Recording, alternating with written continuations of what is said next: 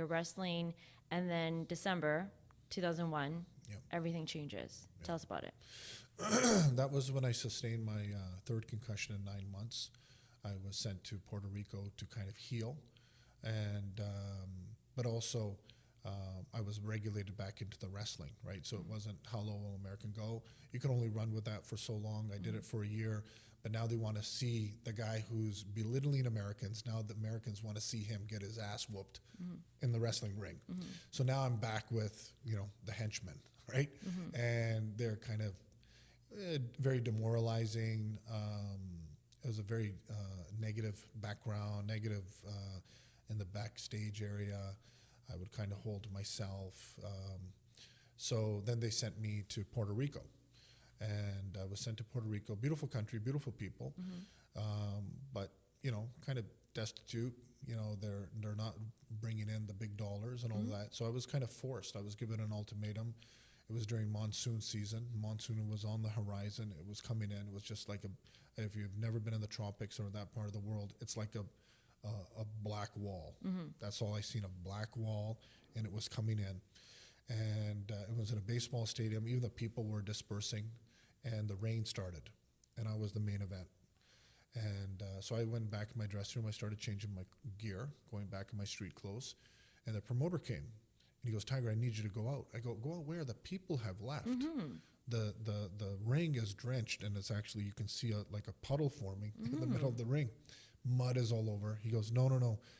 This was a paid show, and we tried to make it up 3 times because they were always rained out. And the third time, now we owe the money back to the sponsor. But we spent that even before the first show, right? So we were in debt to begin with. So if you don't go out there, we owe money.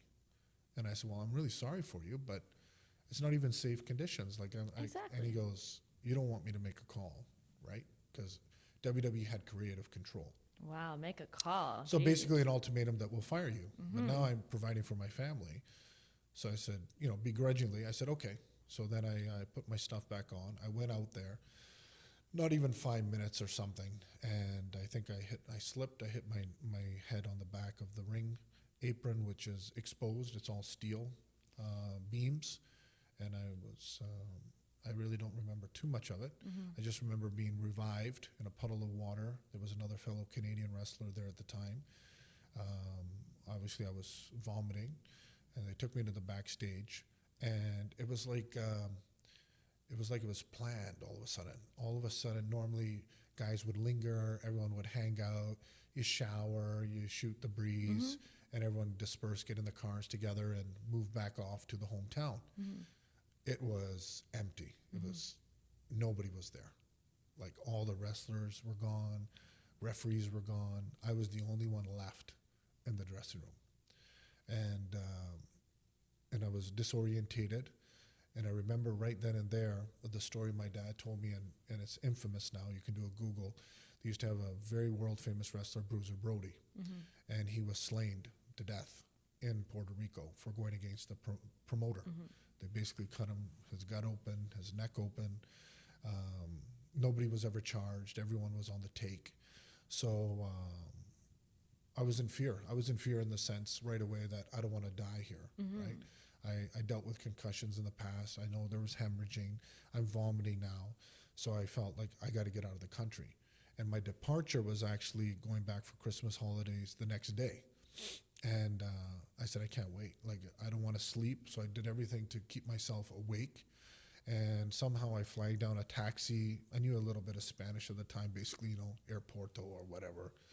I said, So you're there injured, and no one's even there to make sure you're off to get medical or to the hotel or anywhere. No. You're completely by yourself. No. It was vacated. It was intentionally done, just to leave me on my own. And I believe to this day just to, either die, right?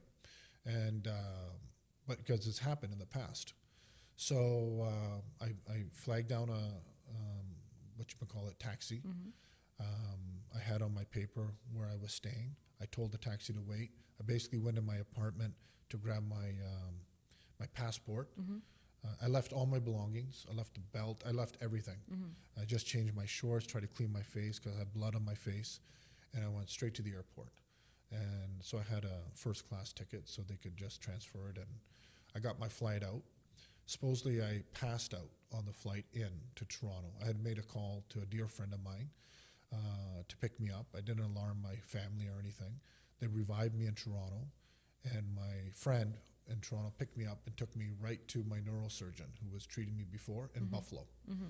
And he immediately did MRIs and everything, and he came back. He goes, I don't know how you survived the plane ride. He goes, there's like, it should have burst. You should have been hemorrhaging right now. So he goes, I have no medical reason how you're alive. And I said, well, God didn't think it's my time, obviously. So it was a rough ride, and I just tried to heal. And then I think 3 months later, WWE sent me my termination, right?